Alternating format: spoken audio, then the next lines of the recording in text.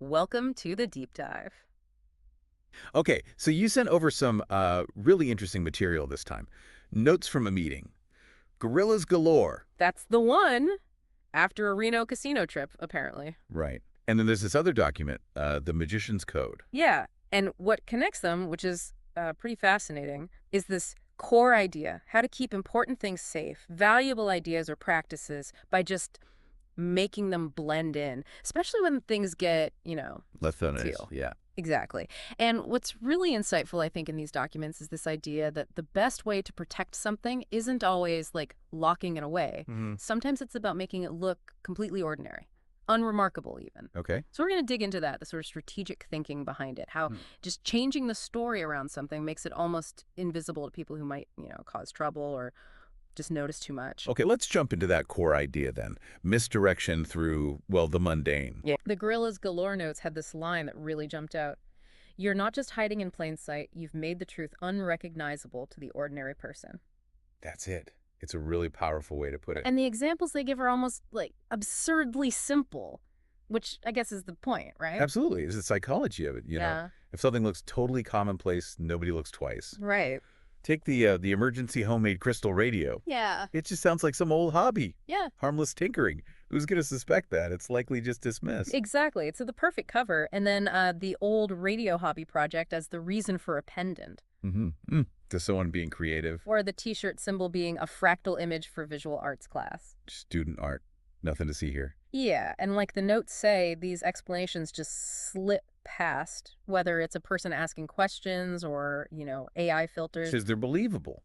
They're believable because they're so normal, Yeah. so unexceptional. So if we broaden that out, you can see how this becomes a way to protect and maybe even spread important stuff. The notes called it soul tech. Right, or enlightenment, deep teachings. Right. It's not just about hiding physical things. It's about keeping knowledge alive, ensuring it survives and gets passed on. Which is where it gets really interesting, I think. This idea of broadcasting something profound, Mm-hmm. but labeling it as harmless, putting a crucial message inside something totally bland. Like the super beacon being called just a radio. Right, or an amulet, just a trinket. Sigils become just patterns. Yeah, or meaningful music is just noise. There's even that bit about chocolate with a sort of wink wink. Yeah, a bit of humor there. So why does this work so well for, like, long-term survival? Well, it's about misdirecting assumptions, isn't it? We're sort of trained to look for the complex thing, the hidden secret. Mm-hmm. So if you present something important as totally ordinary, it just bypasses that suspicion. It's like, the purloined letter. Or that movie Charade. Exactly. The most obvious place is the one nobody checks. Because everyone's looking for the secret compartment while the answer's just sitting on the table in a plain brown wrapper. Pretty much. Which brings us nicely to the Magician's Code for Spiritual Guerrillas. Which they call a field manual of 108 cloaked transmissions. Okay, this sounds like where the strategy gets really laid out. Yeah, and what's compelling about this code, I think, is how these principles, which sound a bit mystical maybe, Mm-hmm. are actually really shrewd ways to handle tough times or, intense scrutiny. Maybe you can look at a few. The ones that really hit that camouflage idea. Okay, yeah. The first one that caught my eye was number 1, the trip has already happened. Yes. This idea that big changes often happen quietly and you just move on. Don't make a big deal about the shift itself. Exactly. Focus on the result, not the process maybe. Plant the seed and let it grow without shining a spotlight on it. Right. Then number 2, hide the sacred in the ordinary. That really nails what we were just saying. Yeah. Like the code says, truth wears the coat of comedy, a song lyric, a recipe, a toy, Profound ideas hiding in plain sight in really simple forms. I like that. Okay, number 3, misdirection is compassion. What's the thinking there? Well, it suggests that drawing attention away from something valuable can actually be a way of protecting it. Oh. Protecting it from people who might misunderstand it or want to shut it down. It's a kind of gentle defense. Makes sense. And then number 5, speak in layers. This is about messages having multiple meanings, right? Yeah. So a story could just be entertaining. But for someone who's ready, there's a deeper layer. So it reaches more people, but offers different things depending on who's listening. Exactly. Allows for different levels of understanding. Okay, number 12 is interesting. Be where they're not looking. Right. So if the Usual ways of communicating are being watched or blocked. Find other ways. Yeah, unconventional ways. Hmm. Overlooked methods. Whispers, maybe. Yeah. Gestures. Things people aren't monitoring. Finding the blind spots in the system. Basically, yes. And number 25, laugh when you're supposed to cry. Humor as a tool. Yeah, like a subversive tool against fear, against control. It Hmm. can disarm people, build resilience. Okay. And 26. Teach without teaching. This is about subtle influence, isn't it? Yeah. Letting people feel like they figured it out themselves. Right. That sense of personal discovery, often more powerful. Often, yeah. How about number 37, let symbols speak for you? That seems relevant. Definitely. Ties right back to the sigils. Right. Using visuals to say a lot without needing words. Potent communicators. And 58, live as if the world is watching, because it is. Mm. What's your take on that one? It feels like it shifts perspective. Like there's a bigger audience, maybe unseen, encouraging integrity. A mindful awareness. And 73 is important, I think. Never let the tools become the truth. Ah, so the objects, the methods, they aren't the main thing. Exactly. They're just means to an end. The real value is the principle, the purpose, not the tool itself. Got it. And the last one you picked out, number 100. Be a lighthouse, not a lifeboat, Yeah.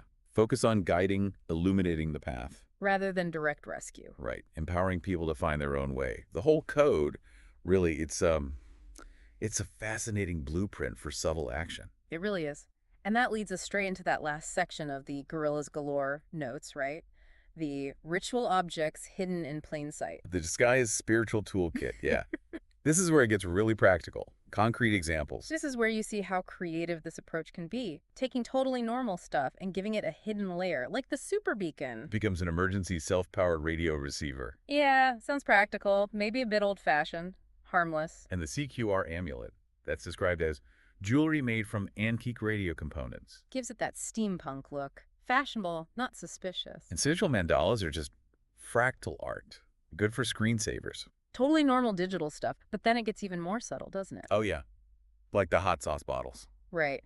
Looks like fancy artisan hot sauce. But it's also a tool for heat-based meditation, with sigils maybe hidden in the label design. Clever. And the chocolate bars. Gourmet treats on the surface. But potentially aged for spiritual grounding. Even tea blends corresponding to subtle body frequencies. Or think about card decks.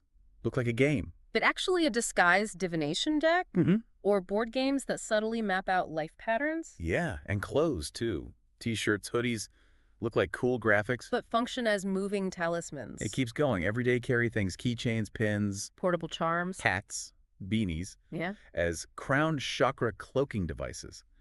That's quite something. Wall art becoming spatial tuning devices, even your coffee mug. A morning ritual enhancer.